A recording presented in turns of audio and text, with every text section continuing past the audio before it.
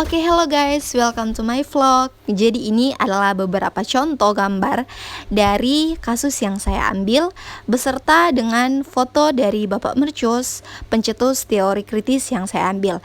Ini dia videonya, selamat menonton, enjoy! Baik, terima kasih untuk kesempatan.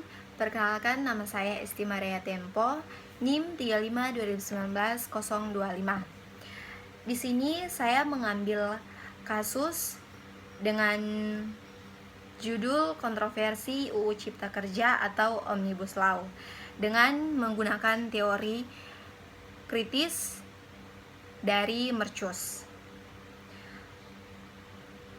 Langsung saja di pembahasan pertama, di sini saya akan menjelaskan secara singkat mengenai kasus atau fenomena yang sudah saya ambil.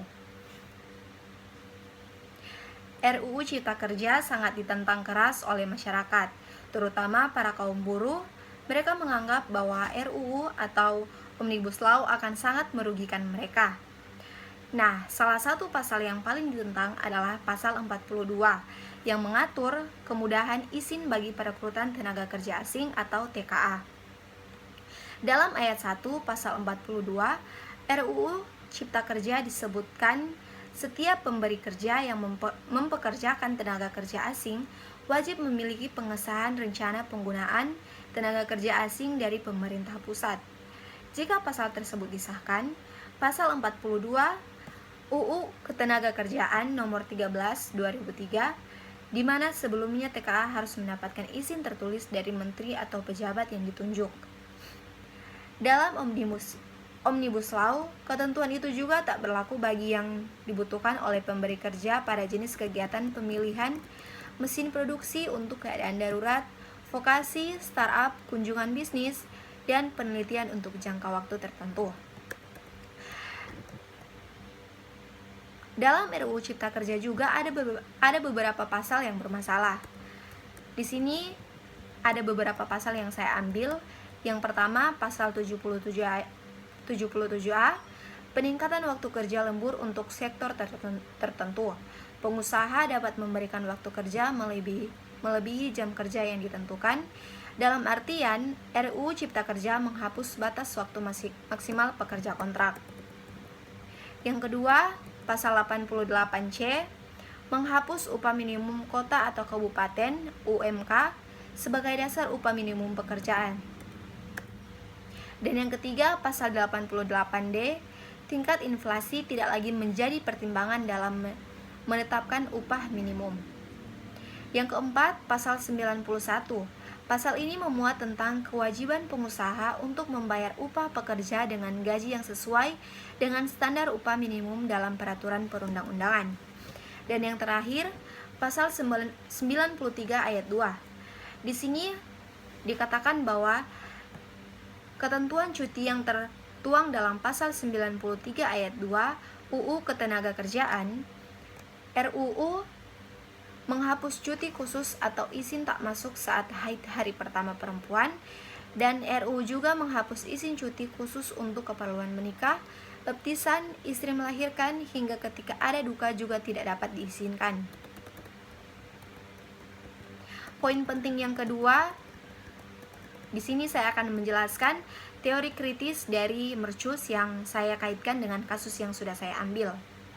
Mercus ini lebih berfokus pada kapitalisme lanjut, yang menciptakan cara berpikir masyarakat yang berdimensi tunggal.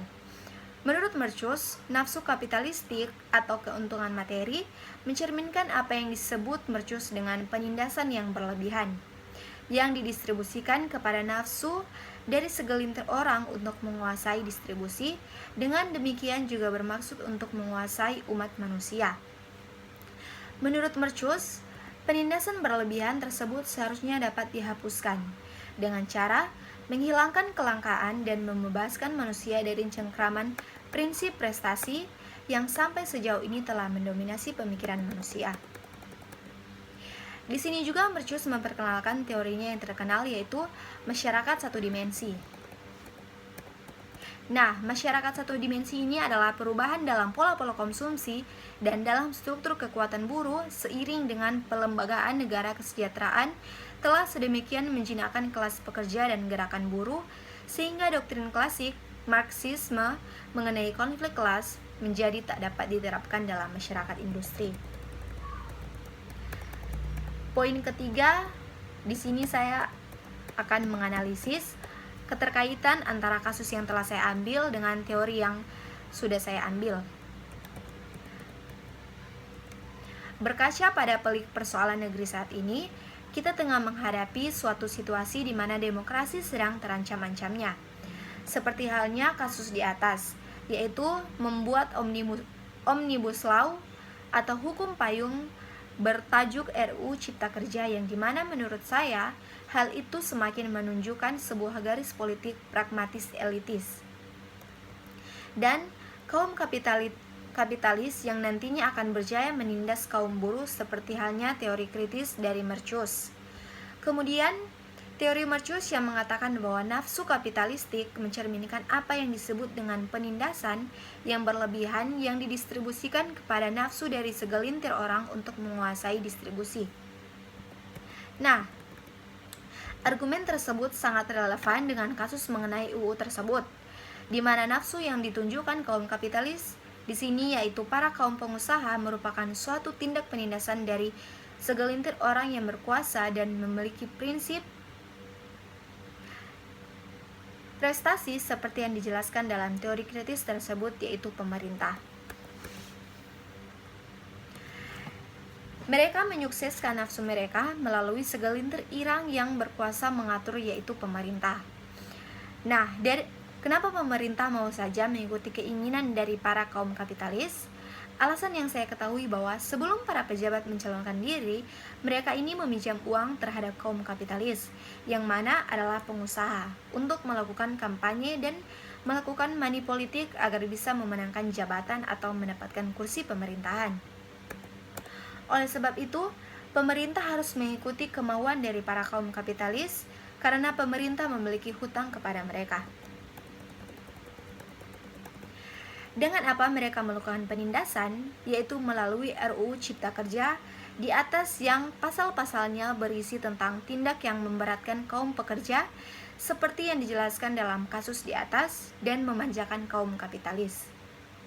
Nah, dari fenomena di atas, yaitu tentang penindasan dan penjinakan yang dilakukan oleh pemerintah melalui RUU Cipta Kerja tersebut terhadap kaum buruh, itu sama seperti argumen dari Marcuse dalam teori kritis, bahwa perubahan dalam pola-pola konsumsi dan dalam struktur kekuatan buruh seiring dengan pelembagaan negara kesejahteraan telah sedemikian menjinakkan kelas pekerja dan gerakan buruh.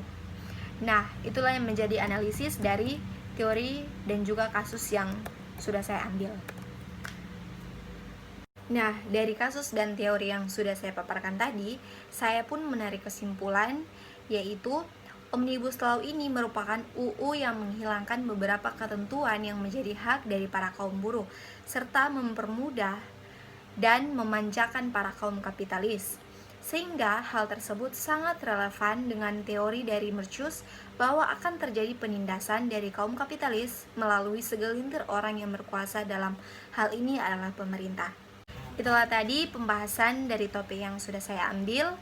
Jika ada salah kata, mohon dimaafkan. Sekian dan terima kasih.